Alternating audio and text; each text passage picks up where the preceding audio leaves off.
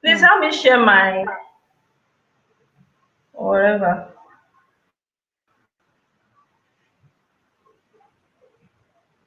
Okay.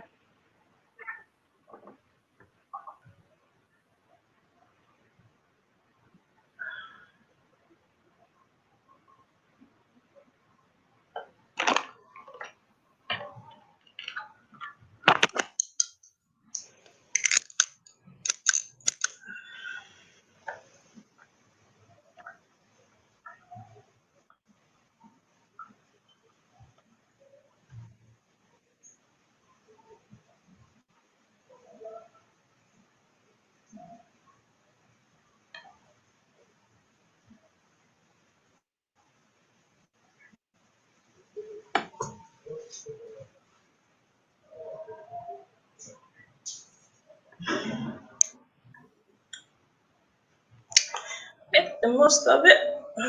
Yeah, it's frustrating.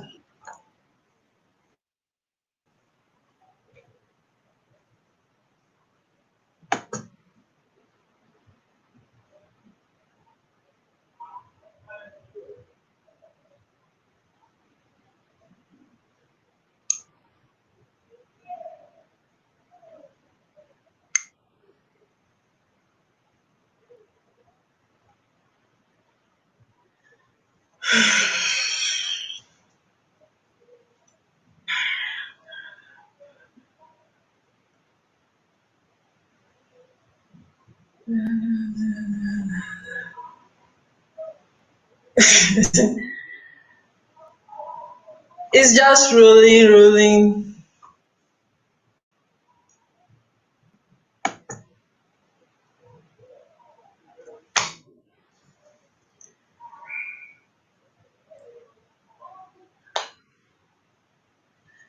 Just rolling, rolling, rolling.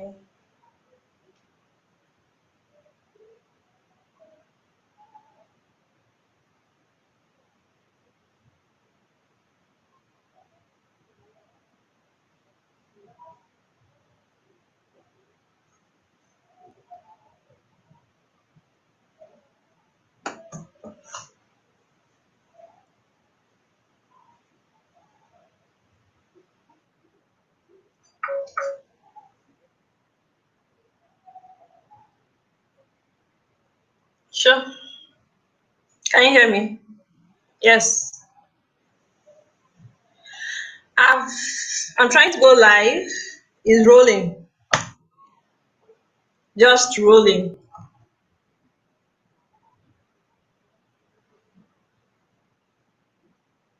I can't hear you. Sorry, I said we're already live. We are live now. Yes. Hello. We are live. Hello, good morning, and you're welcome to Digital Literacy 1.0 Teachers Forum. We are so sorry we are starting a little bit behind schedule. We had a few technical hitches here and there. However, we are here now and we are live to bring you power-packed information about how you and I, as teachers, mentors, and educators could be digitally literate, and then we are relevant to today and the fourth industrial revolution.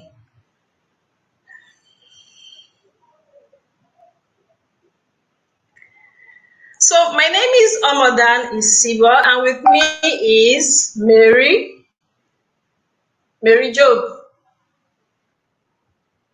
Hello everyone. Hi, I'm Mary. Hi.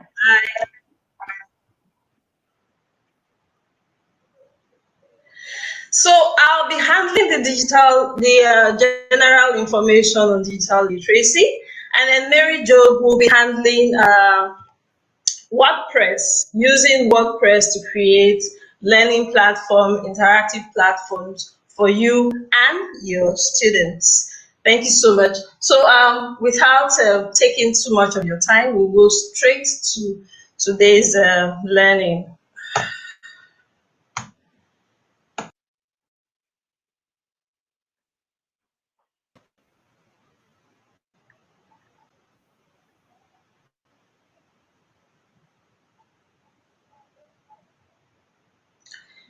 Okay, so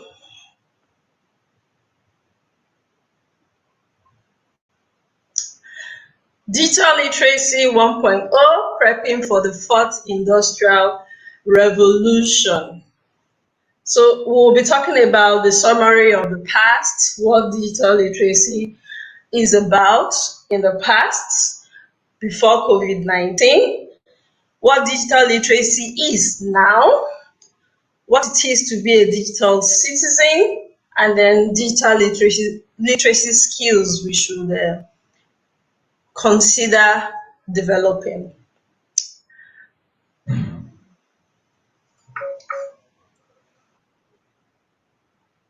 Okay, so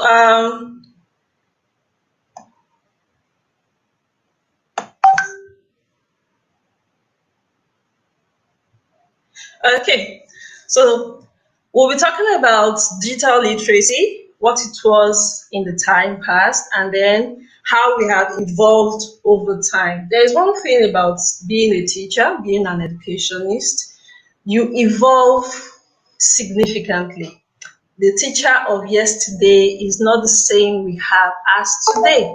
So there has been an evolution over time in the way and manner teaching practice has been taking place. I'm trying to share my slide. I don't know. We're still having a little hitch there. Okay, so as I go on, I'm sure the slides will come on.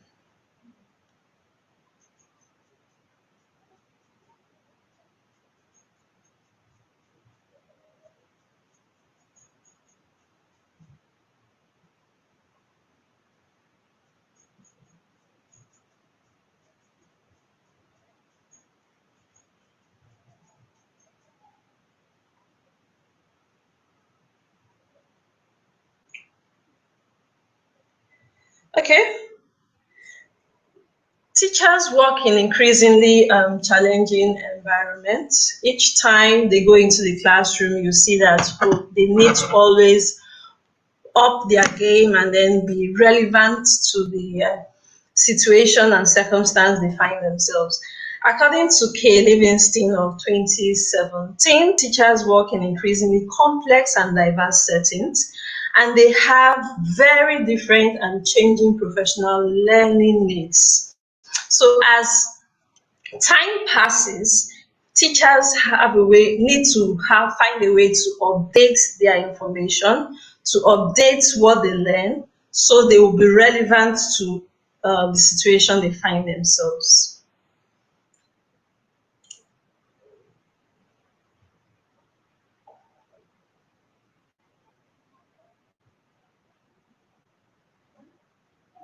So the traditional teacher usually works with government curriculums. They have they like in Nigeria we have the curriculum that the government shares, which sometimes is updated every 4 to 5 years, and then they have recommended textbooks. So there's a pattern the traditional teachers have followed through on over the years. They work with curriculum, their delivery is always physical, facing the classroom, working amongst the students, and then they guide their students in their work in the classroom, their classwork, their homework, and then they have hard copy evaluation. So whatever evaluation they do it in their presence. They take their hard copy information, they assess it, and then give them back their results. That has been the trend in time past. So prior to COVID-19, we have been having that form of teaching and learning. And then COVID-19 happened. Everybody had to shift focus. People had to adjust because we had a series of lockdowns. People were asked to, observe social distance, and learning had to be taken to homes. But how could learning go to homes if teachers were not digitally literate. So the few ones who were digitally literate were still able to catch in on the situation and then continue their trend of the teaching and learning. Then the few ones, teachers within communities, teachers that are not up to date digitally, had that statics for a while. So the the information gap became obvious. That digital gap became obvious during COVID-19, and everybody knew it was high time we all got digitally literate and then had start that drive towards the fourth industrial revolution. Because the illiterate of the 21st century is that person who would refuse to learn, relearn, unlearn. Learning is always dynamic. You can't keep having the same information as in like you had in the 1960s, and then you have that still operational in 2000, and then we are in 2021. Right now, everything is gearing towards artificial intelligence. So whatever is going to be taught in the classroom has to prepare the children for that fourth industrial revolution, which is the era of artificial intelligence. Over the years, education we've metamorphosed from just the regular four corner classroom to now teaching over the internet, teaching using the computers, using virtual classrooms, using virtual environments. And that is actually the beginning, because with time we'll have 3D or virtual teachers who would stand as though they are physically present in the presence of the students. So we are gearing towards that era. So how prepared are our teachers for this shift? So whatever it is, COVID-19 has given us the opportunity to reimagine teaching and then target a deliberate evolution from the physical classroom to artificial intelligence, making use of artificial intelligence to teach, to carry out teaching and learning, and then not losing information in between. So the quality of teaching, the quality of learning is not lost because we are making use of artificial intelligence. So the modern teacher has to find a way to evolve from using hard copy materials like the books to using phones, tablets, computers to communicate information. So every teacher is expected to be a digital citizen, which implies the technology we use, the internet we use, should work for us to communicate teaching and learning. A teacher is teaching mathematics, we should be able to communicate it over the internet. We should be able to communicate it using technology, not necessarily standing in front of your pupils with the chalk in hand and then teaching mathematics. Mathematics has gone beyond the classroom now. It's now, how do we apply this information to be relevant in the fourth industrial revolution? So one of the things as teachers we should be wary of is to guide our children to be technologically responsible. And then for our children to be technologically responsible, we also need to be aware of what it is to be responsible technologically. So we have two aspects that we will need to take a look at, and then there are two aspects to it. We would appreciate you take a look at, understand it, and then communicate with your students. We may not know where to draw the lines when it comes to academic plagiarism, because it's very important that as a teacher you understand what academic plagiarism is. Because if everything you're doing now is going to be online, then you need to understand what is to be responsible online. So we are looking at academic plagiarism and cyberbullying. So when it comes to academic plagiarism, it's something that as a school, as a learning center, with your learners, you set out these rules that, okay, for us to be responsible online and then to communicate responsibly when it comes to learning, teaching and learning online, these are the rules that we are going to abide by. There is no hard, there's no rule cast on stone really, but you have to come together, get information together, and communicate it. Because if you don't communicate this information, it's as good as not communicating anything at all. It's as good as allowing anything to happen. So we may not know where to draw the lines when it comes to academic plagiarism, especially where we have access to all forms of information and write-ups on the internet. So it's best as teachers you understand what it is and then you set the rules at the beginning of the session or at the beginning of term. So what are the guidelines you could use to set up these rules at the beginning of term or session? We talk about students not copying information verbatim, not cutting and pasting information they see online without giving due recognition to the original author. You can't take somebody else's work and not give the person due recognition. So it's very important you acknowledge and you reference the original work. It's okay to get people's work. It's okay to copy. It's okay to paste. It's okay to add some other person's information or research to your work. However, it's not okay not to reference and acknowledge that work.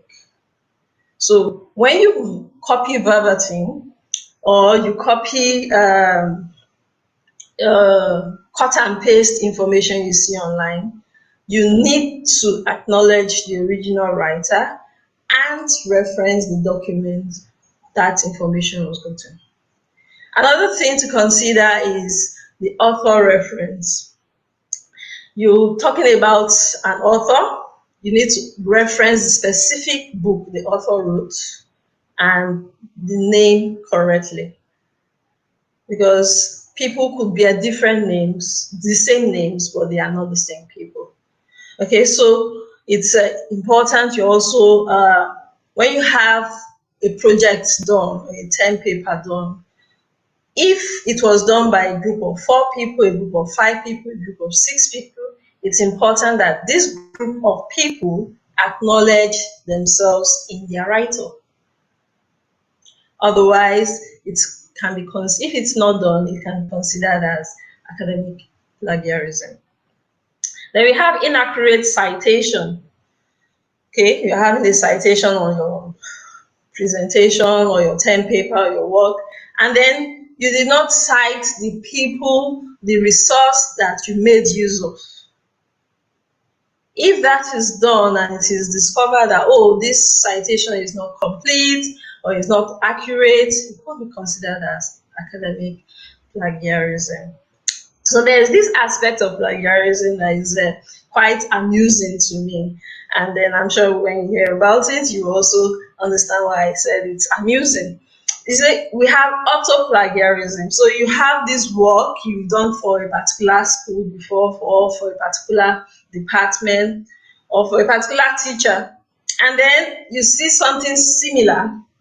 Another teacher gives you something similar to do. So you copy it, your own work, all right, but you go copy it, everything word for word, and then give it back to this other teacher. So you're automatically plagiarizing yourself. So it's quite amusing. So it's important that we understand these things and then we are able to put it to use so as learners can be digitally responsible. So there's an aspect of digital literacy that we need you as teachers to also be aware of, so your students will also take a cue from you, is taking the work of mercenaries and professional write-ups.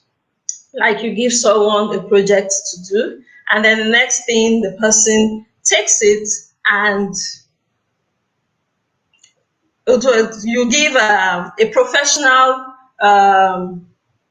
let's say a professor, or maybe you are asked to develop a website as your project, and then instead of doing it yourself, you give it to a professional website developer who has long graduated ahead of you to do it. So that is also an aspect of digital irresponsibility we need to look at and then shun. So we teachers need to be aware of these things so we are able to guide our children safely. Then we need to make learning safe for children. So by so we mean we need to be aware of cyberbullying and know how to help children to prevent being bullied. So a lot of children now have free access to tablets. They have free access to computers. As parents, we have to create, as parents, as teachers, as mentors, we have to create a protection for these children so they are not exposed to the dangers of cyberbullying. Because out there is a mixed crowd. We have the good, the bad, the ugly. We need to be able to protect the children from the bad and the ugly, because they are really out there. The rate of suicide amongst our teenagers, the rate of suicide amongst children today is alarming. Depression sets in, so it's not just bullying, is not just in the schools. We also have such going on the internet. So the internet is a community of people from all walks of life. And then we need to be able to understand that children can be at risk on the internet and then find a way to protect them. So one of such ways to protect them is to ensure devices handed over to children and then teens are have parental control. So with this parental control, you can monitor what they download, what they work with, and then for how long they use their tablets. Apart from protecting them from cyberbullies, you also be helping them prevent um, eye defects as a result of exposures to the tablets for so long. So one of such apps that parents could use is Google um, the Google Family Link. So with the Google Family Link, it's quite easy. You download it from Google Play Store and then follow the steps on how to use it. So it's very important that whenever you buy a tablet or you hand over a tablet to a child, you use the child's original age to register that tablet. So applications, the internet will be able to filter what is shown as ads or sites they are exposed to, can be filtered to what is appropriate for their age. So every teacher should be a digital citizen. It's very important that we are able to gather the information we need to bridge the digital learning gap between parents and children. We need to be the change agent, advocate for change, seek innovative ways to solve problems, and involve students in research, as well as helping them to improvise. Because the age we are in, we need to be able to recycle and upcycle the things around us. It's not about producing new stuff. is about improvising, making do with the information we have to upcycle and take advantage of the resource we have around us. So in being good digital citizens, we have 10 important skills we will need to develop as teachers. Number one is data collection, data analysis. Every teacher should be able to collect information on the internet. The basic way to browse, search information using Google and other search engines is very important. And then you are also able to use Excel to do basic work to analyze your students' data. This will help you understand the quantitative and qualitative aspect of your teaching and how well you are impacting information on your students. Then we have basic functional skills, which is your ability to on off your computer. Not as basic as that is, not all teachers know how to do that. So you know how to on off your computer, how to upload or download information, how to search information on your browsers and all. Then we're also looking at developing your personal learning platform, which is coding or having a website using WordPress, which of course Mary will be handling later in a few minutes after I'm done with this aspect of the forum. So it's very good. We are also flexible. We are vigilant. That's number 4. We are flexible. We are vigilant about how we communicate and take in information.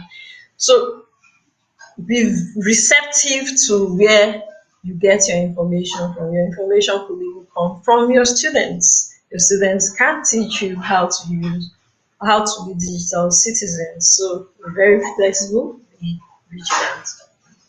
Digital emotional intelligence is good. We are able to support parents. Being as much as you are communicating more with the students, you need to find a way to also communicate with parents on how well to guide the children using the digital space. So it's not all about the children alone. You need to also find a way to communicate with parents, sync with them for the betterment of the children's learning. Number 6, talk about safety and security, like we mentioned, how you could make use of apps like Google Family Link to protect children's privacy and then to also help children work better with their devices. Critical thinking and creativity. You need to be able to think critically as teachers and be creative. So you learn fun ways of communicating information. It's not just about you standing in front of your children communicating information. You need to also add fun ways to ensure that they are able to exercise their minds and they are always looking forward to teaching and learning, irrespective of the platform, whether on the internet or in the physical classrooms. Then we need to also have social media competence. In as much as we feel social media is for the young minds and all, we need to also be aware of how it works. Teach children how to filter information, query information. It's not everything that is shared on the social media that is true. So a lot of times some children have fallen victim to trolls, and then some falling into depression because of the information they heard over social media. So you should be able to let them know how to filter information. Every information on social media has a digital mark. So if there are information without digital mark, just know that such information could be false. If you cannot trace an information to one specific individual or a group of persons, then that information could be false. So teach them to query. Always ask questions about how and where their information is coming from. Then you need to be able to communicate better with your children, coordinate and collaborate. This platform, the digital space, is for us to be able to collaborate irrespective of space. So I am here talking. There are some people in Algeria who showed interest in our program, wanting to know more about digital literacy, and then using WordPress to create learning platforms. We also have some people from Kenya who also showed that interest. So we need to be able to teach our children how best to communicate, collaborate, and coordinate on the digital space. And how are you able to do that best except you train yourself to do that first? You need to develop that skill first before you can impact that information or that skill to your mentees. Then last but not the least, you need to be able to understand how to search for information safely. You need to know the difference between the HTTP and the HTTPS, especially when you are doing financial transactions. When you are on a platform and it is just HTTP, your your red flags should fly at that point, because such platforms, such websites are not safe. And as soon as you put up your financial information, it is open to hacking, can easily be hacked. So we need to understand how to do our research online, how to ensure that our information online is not exposed to hackers. Yes, we are on the last slide now. So, in conclusion, digital literacy is taking deliberate efforts to use technology as a tool for development and not just some learning outcome. It's good to use digital literacy to support our students and parents. So, we need to have that at the back of our mind and then help them become more aware of the good, the bad, and the ugly side of it, the digital divide. Initiate and steer conversations that excite their minds about the opportunities in the digital village. Learn to query things. It's very important that our children are able to query information and find answers to their questions. They shouldn't just take things for the sake of being told. They need to go back and ask questions. They need to query. Then it's important as digitally literate teachers, we are able to network. Information is no longer localized. We need to be able to network with people from all walks of life to get the relevant information we need to communicate better, to be better teachers, to be digital teachers in the time that we are in. So as we move towards the fourth industrial revolution, we are better prepared for all the things that will be thrown our way, who will not be caught on our ways. So it's important as digital teachers that we are the change agents, make positive impacts while developing our environment. Always take action. The change we want will not happen when we sit on our house. We need to go out, take action, ensure pupils, ensure our community understands the positive impact digital literacy will have on us. Thank you very much. I appreciate you being online for this, despite all the hitches, the technical hitches we encountered. So it's important that as teachers out there, take a line from Martin Luther King Jr. If you want to fly, if you can't fly, then run. If you can't run, then walk. If you can't walk, then crawl. But by all means, keep moving. Don't stay in one place. Keep evolving, keep improving on the techniques, the information you have. Keep being better. Keep being better at what you do. Keep learning. Children, your students, also people who you could learn from. Thank you so much for your time. Hope to see you soon. Mary Job will be taking you on WordPress, creating learning platforms using WordPress. She will be with you in a jiff.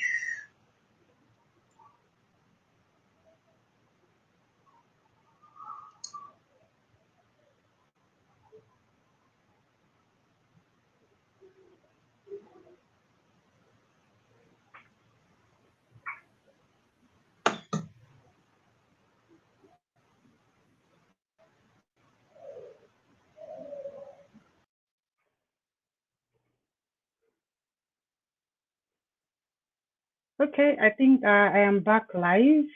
Okay, I'm just going to start in some seconds, please.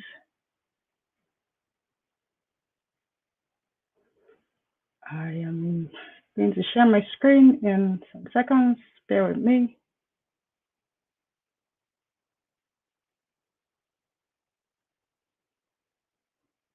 Okay.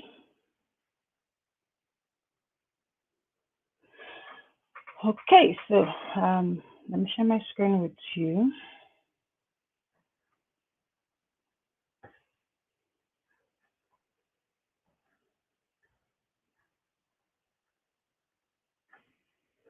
I believe we can all see my screen now, so I'm going to start. I want to thank Omodan for having me here to talk about WordPress for teachers and how both the teachers and the students can benefit from using WordPress. So once again, this is my WordPress 101 for teachers introduction. So who is Mary? Let me introduce myself. My name is Mary and I love WordPress and backpacking. If you don't know me before, well, now you do, and you can tell that I love WordPress a lot. If you Google me online, you'd find a lot of things about me on WordPress.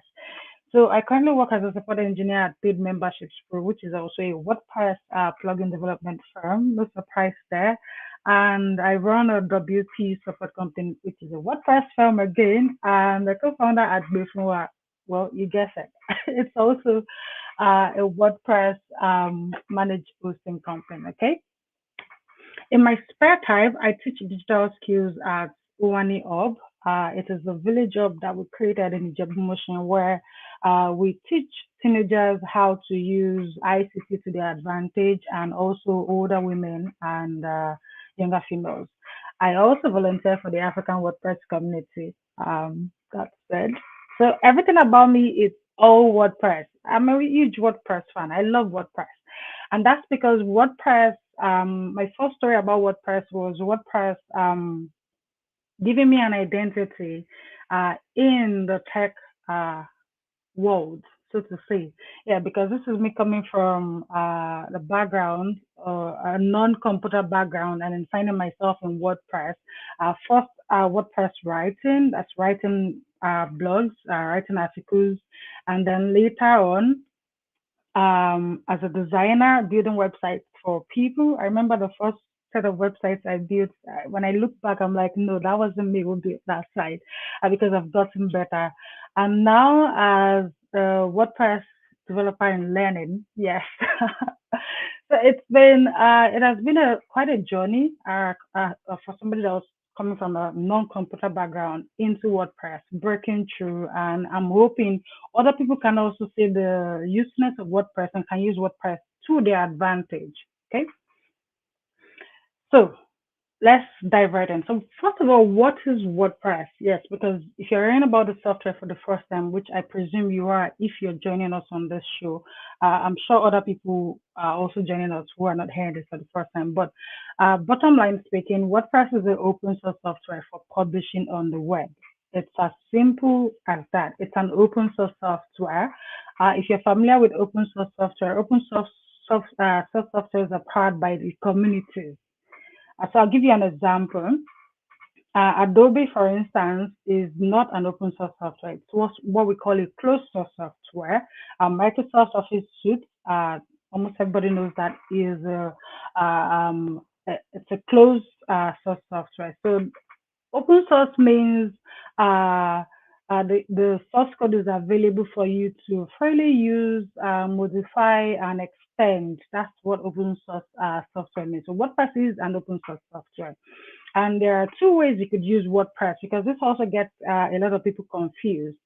So you could use WordPress by going to wordpress.org, downloading the software from there, and installing the package on your computer. Of course, you're going to need some other programs to run that on your computer, or using local by Flywheel, which you can download on your computer and also spin up a WordPress site. So if you're going that route, then it means you're buying a domain name, you're buying an hosting account. This is assuming you want the site to be published or you want the blog to be published. Alternatively, the software as a service option is available at wordpress.com, and that's a business founded by Automatic. Matt Mullenweg and Mike Little released WordPress in 2003, and Matt Mullenweg is the founder of Automatic, so you can see the connection, right? So you can also use wordpress.com. For instance, I have a personal blog. It's always been maryjob.wordpress.com. It's my personal blog. It's not my company website or anything like that. So I'm fine with it being maryjob.wordpress.com. But I could also have maryjob.com on wordpress.com if I wanted. It means I would buy my domain name on wordpress.com, and I would buy my hosting. I won't go too deep into this now. We're going to have follow-up programs, I hope, follow-up events, and then I can go deep into the WordPress software. But just to note, there are two ways you can use WordPress, either from wordpress.org, where you can get it for free, or on wordpress.com, where it's still free, but you have to buy a domain name and hosting if you want it to be to carry your name, like maryjob.com, and not maryjob.wordpress.com. If you're going with the letter, you do not need to buy the domain name. You do not need to buy any domain name. You can just create a free account and you're good to go. So what can you use WordPress from? We've talked about how WordPress is an open source software, and in this particular event, I want to talk more on how it can benefit teachers. So you can use WordPress as a blogging platform. You can use it to build a mobile app, a progressive web app. You can have it as a web application, an headless CMS. Again, if you're a beginner, you don't have to worry too much about all of this. But for our audience, and more importantly, you can use WordPress as a class blog or a school website. I'm going to expand on that later. And I have this line that I always tell people, that WordPress is only limited by your own imagination. If you can think it, you can build it. Okay? So this is more on the things that you can use WordPress for. As you can see, I have a long list here, which is not all of it. So you can use WordPress to build a personal blog, your company website, a discussion forum, e-commerce website, like the ones where you can go and buy merchandise or products or digital products, membership websites where you can have people, you can have your site content restricted to only people who are members. They could be free members, they could be paid members. It all depends on your plan for your membership website. Business directory, even online courses. So a lot of people today use WordPress to also run their online courses websites, where people just come, pay for the course, and then because it's already preloaded, and then they take their course. So you can use, we call it a learning management system. Online box office. If you can think it, as I said earlier, you can build it with WordPress. So I think I already mentioned this earlier, the difference between WordPress.com and WordPress.org. So WordPress.com is run by Automatic, right? Which they run as a service. So you can choose to create a free blog there. You can have a maryjob.wordpress.com. I mean your own name.wordpress.com, or you could also buy a domain name from them if you choose, or buy hosting from them if you choose, or create your store on WordPress.com. It all depends on your preference and your budget. Or you could go the WordPress.org route, okay? And well, you have to buy domain and hosting from another company. So I won't go too much into that, because we're trying to focus on WordPress for teachers here. So now let's talk to our teachers. So what can you use WordPress for? As a teacher, you can use WordPress for a group blog, a class blog, a discussion blog between you and your students. Um, you can use it to post information to parents. Remember, I said earlier you could restrict information if you want on a WordPress blog or site to a particular group of people if you want. You create a post or a page and make it private such that only the parents and the teachers and the students who have the password to that page can view the content. You can use it to manage your classes. So I assume that for most teachers in our climb here, I know teachers usually change per class. So, for example, if you are like the primary four class teacher, it means that the students are with you for, there's always a head teacher. The students are with you for a calendar year. So in that calendar year, you could create a class blog and have your children publish occasionally on that site. Like Amada mentioned in our presentation, a lot of our young children today have tablets and smartphones already, right? So what they do with it is of utmost importance, as opposed to just playing game and doing engaging in activities that bring them no learning whatsoever. They could also write on the blog and publish. And if you're a teacher, you're creating a class blog, for instance, you don't want your students to be able to publish the article straight away because you want to read it and you want to edit it, right? So you would most likely have them as contributors. So when they are home, they can actually type their stories on the blog or type, maybe you've asked them to write about something that happened in class or a field trip that they went to or anything, or maybe you asked them to write about their best teacher. They could write on the blog when they are home, and then when they come back to school, you can go over it together before you publish it. If you don't want it to be public, like I said, it could be a private class blog that only the teachers and the students and the parents are able to view. As a school, what can your school use WordPress for? I think it's safe to say a lot of schools today use WordPress to build their school website.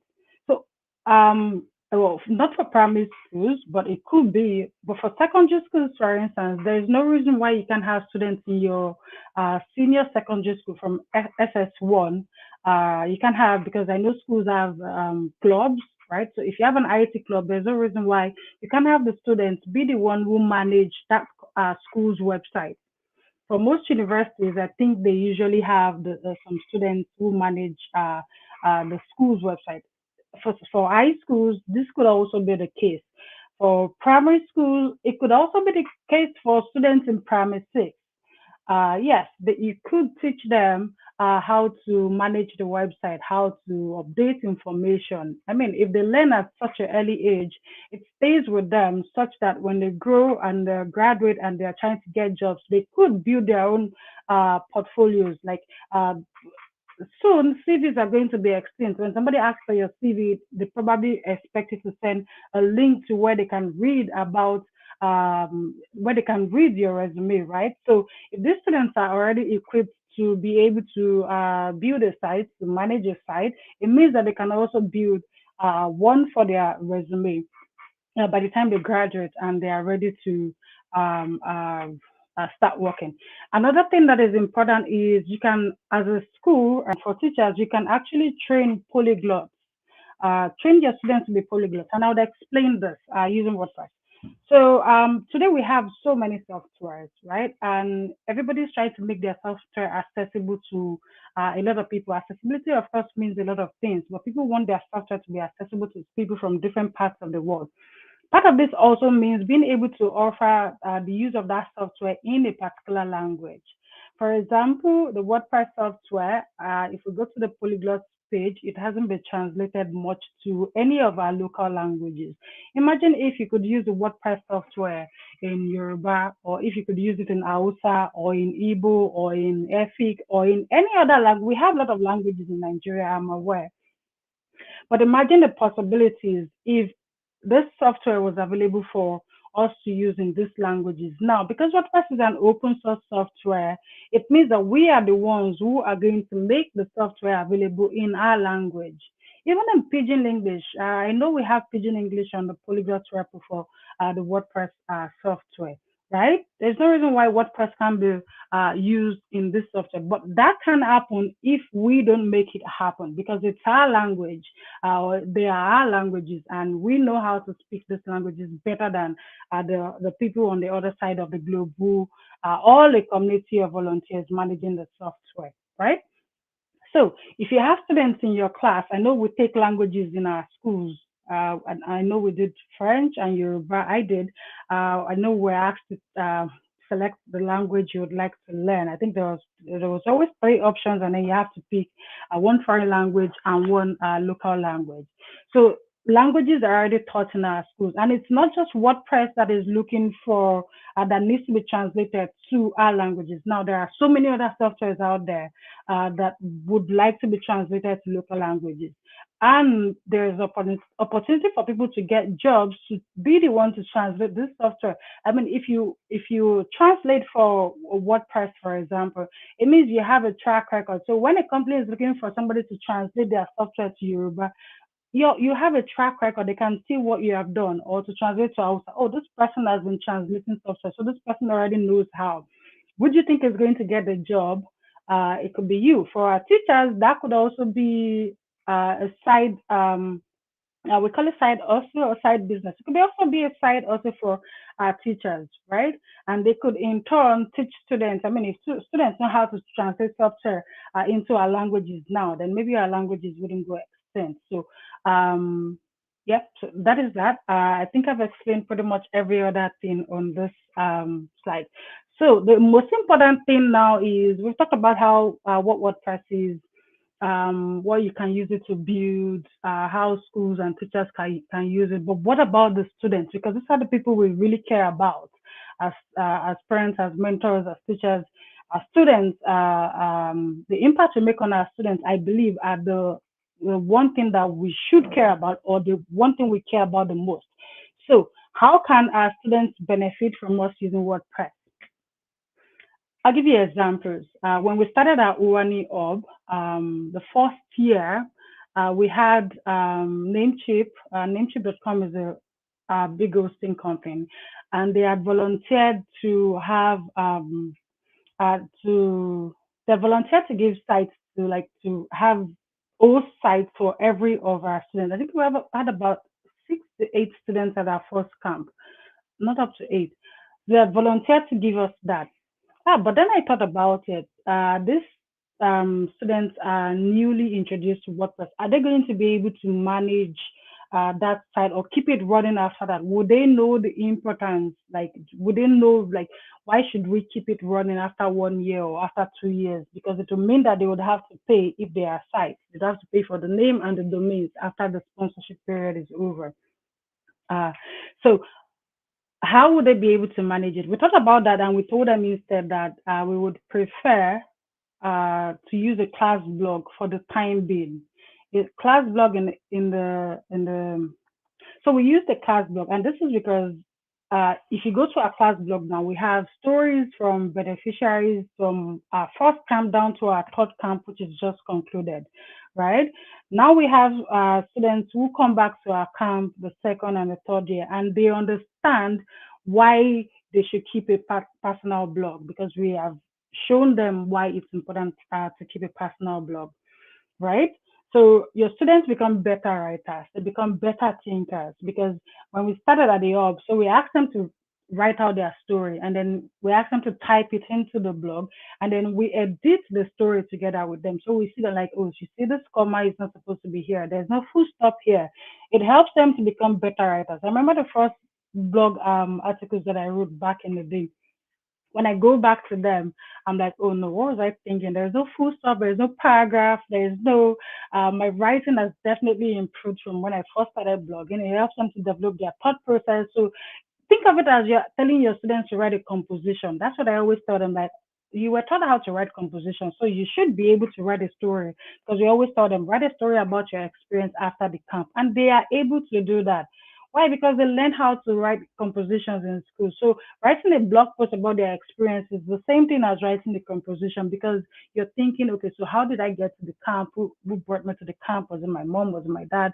Was it my uncle? And then, they're writing. It helps to develop their thought process. And then we tell them, read the story to yourself. Does it make sense to you? If you were a reader coming upon your story, would you be interested in reading further?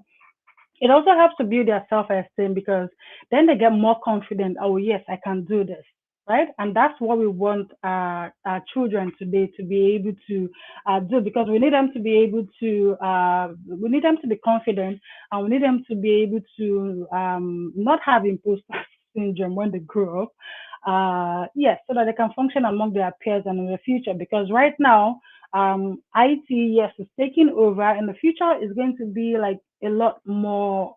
I don't want to use the word worse, but it's going to be a lot more mainstream. A lot more people are going to be using tech in different ways in the future. It helps them to improve their communication skills, because then they have to learn, how do I communicate this story to the people who are going to read it out there. They are like people that I don't know that are going to read the story. So how do I communicate this to them? It also helps them communicate among their peers. It helps them to network, talk to each other, and have discussion among themselves as students. It also helps them to learn how to create their own content. So I know some of some of our teachers right now would tell children that, okay, we're giving you this assignment. When you get home, tell your parents you want to Google it, right? Yes. So how do these students, so because if the teacher tells them that and the teacher doesn't tell them that, I don't want copy and paste answers, right? They might just go to Google, take their parents' phone, just copy and paste or copy and write it out and then submit it to the teacher, right? So keeping a blog teaches the child that no, you can't take somebody's story. Just like Omodan said in our talk, you can't just go on the internet and take somebody's content and make use of it. It's called plagiarism. It's wrong.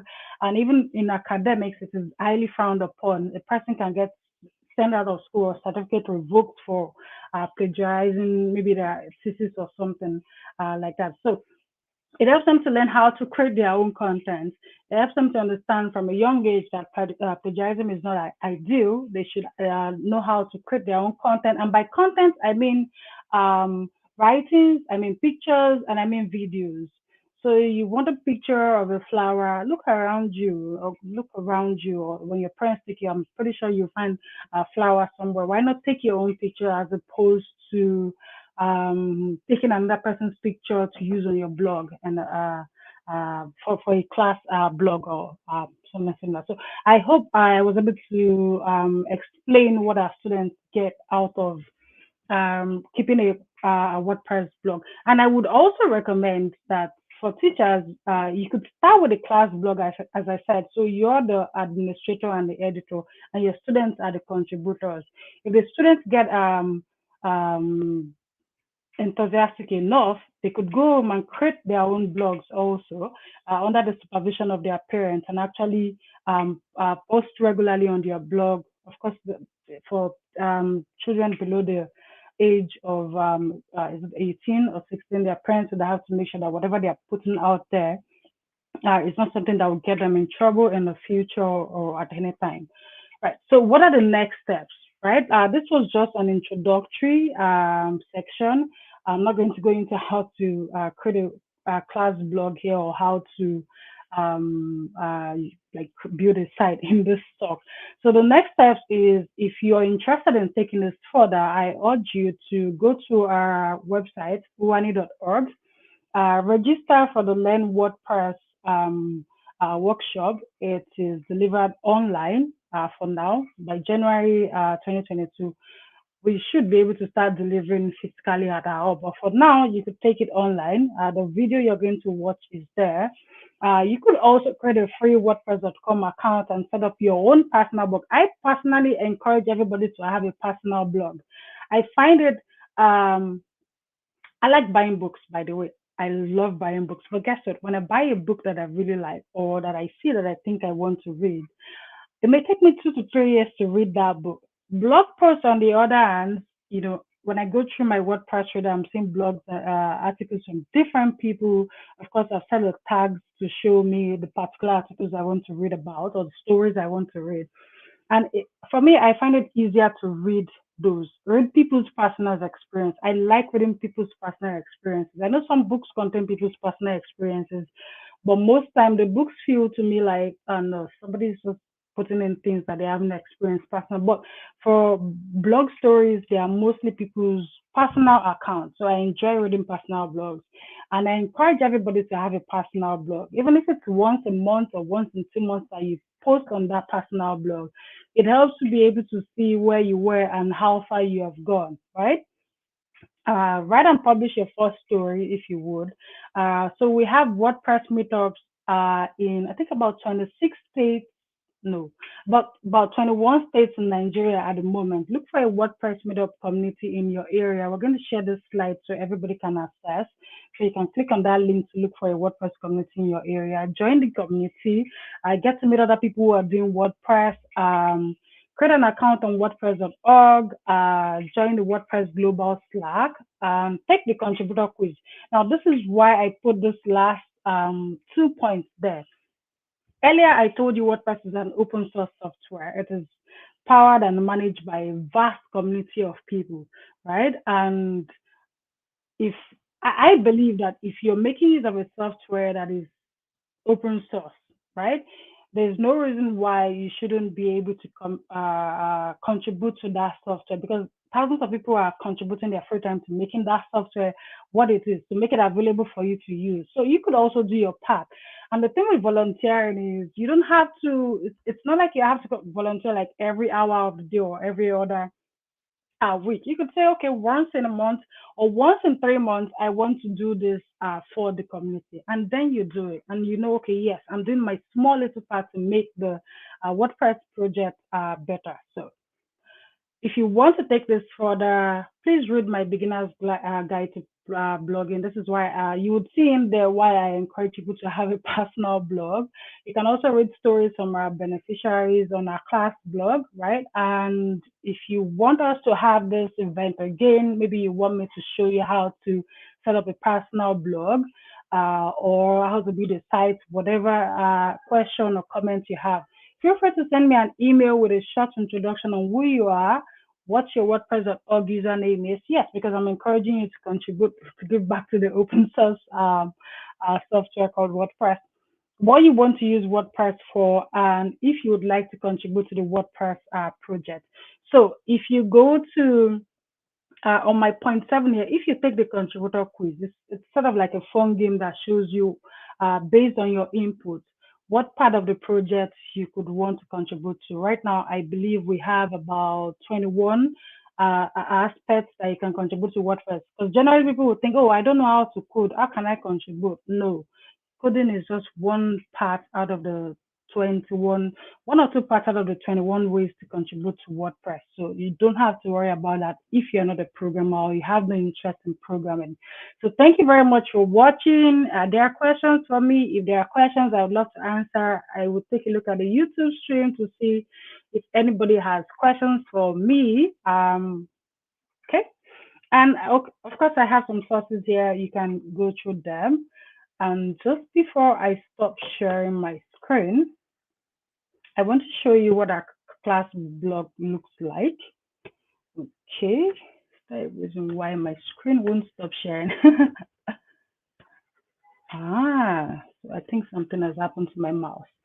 Nevertheless, so this is my personal blog, for instance. You can see I told you it's a maryjob.wordpress.com. It is nothing fancy, but here I write from my mind, I write from my experiences, I write from the things that I encounter around me every day. You can see I have a lot of posts here, and you can see the categories. You can pick any one of them and read or share with your students if you will. And you can also see our class blog here. So this is our class blog, which you created. You can see why we created a class blog. And you can see our stories. So if you go to our site, you can see stories from our beneficiaries, our summer camp experience, which is stories that are published by people who have come to our summer camp. You can see boot camp experiences. We've had one of that for women, working women. We hope to be able to have another one next year. So if anybody has questions for me, now is the time. So thank you again. I'm going to stop sharing my screen now. Okay, I am back. Where is my host?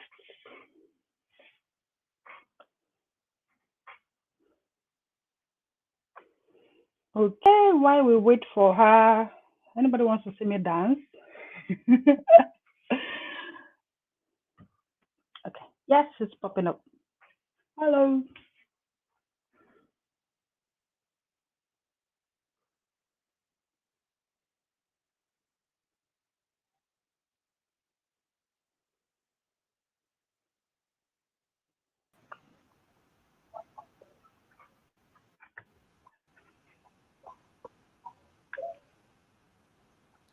I think we're about to hear you now.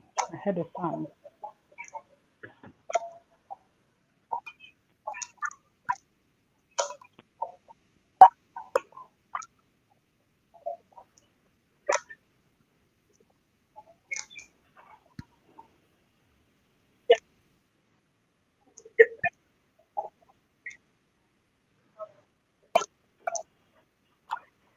Okay, I can see you're talking, but I can't hear you yet.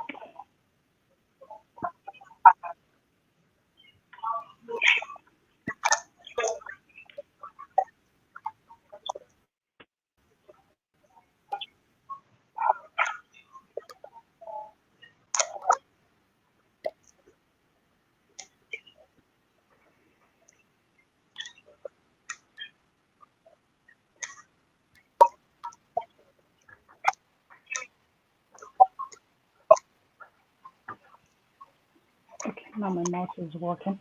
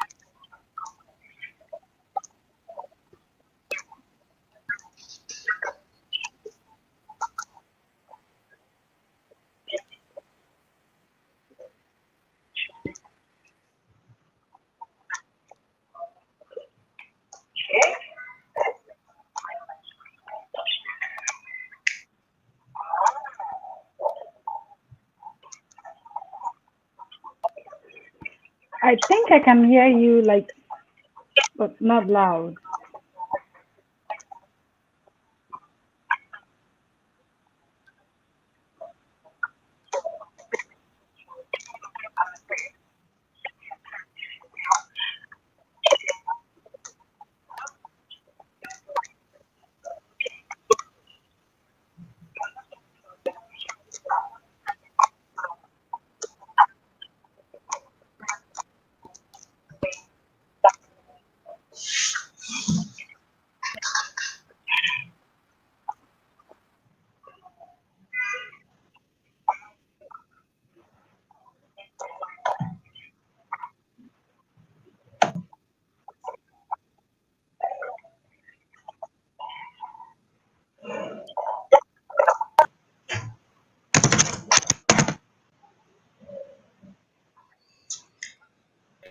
Insightful. Using to myself. And then, hey, do you know? Okay, so I studied philosophy, talk about Plato, talk about Aristotle. So we have something in common then. No, I um, can hear you. okay, okay, I'm actually like great minds who studied philosophy, and today, and then she has her own blog where she interacts with people. Can you hear me now?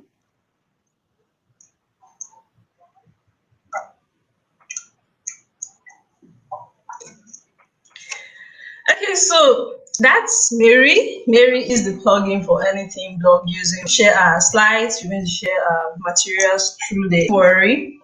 My slides that didn't show and hers will be sent to you. No. Okay, so will be sent to you via email. Thank you so much. I left out my not loud. Okay. Uh, my profile.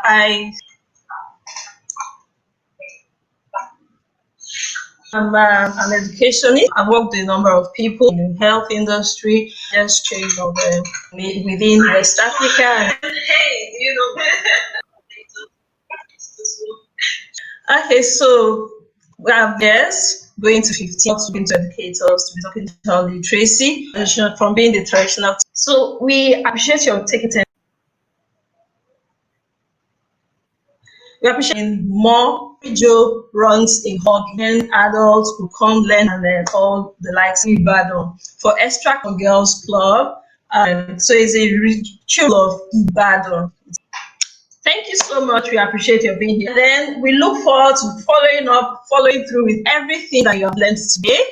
And then send us questions, send us information you may have that would make this forum better. We hope to run it periodically, and then we hope to ensure it fulfills your needs. So reach out to us, let us know your take on this, and then we know how to improve and support you better. Thank you. Bye.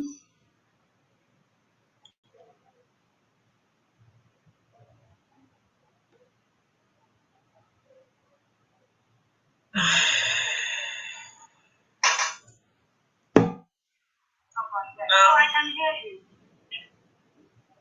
Okay. Okay. I'm actually live. Great minds study philosophy. And today, Alan, she has her own blog where she interacts with people. Can you hear me now?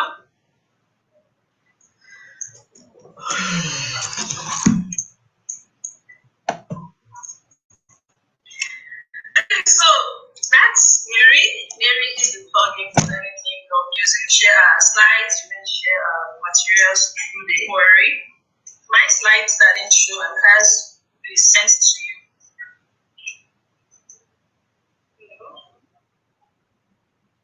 Okay, so it will be sent to you via email. Thank you so much. I left out my not loud. Okay.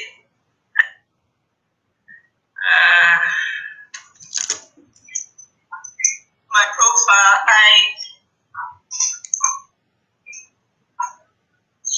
I'm an educationist. I work with a number of people, health industry.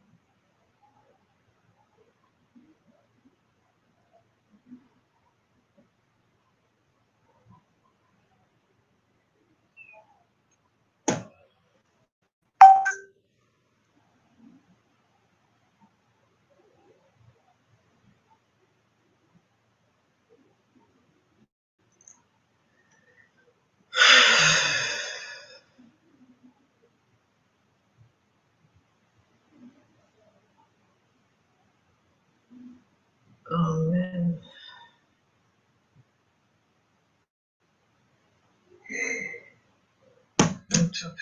You don't have your own laptop. I'm really frustrated. You, Marie.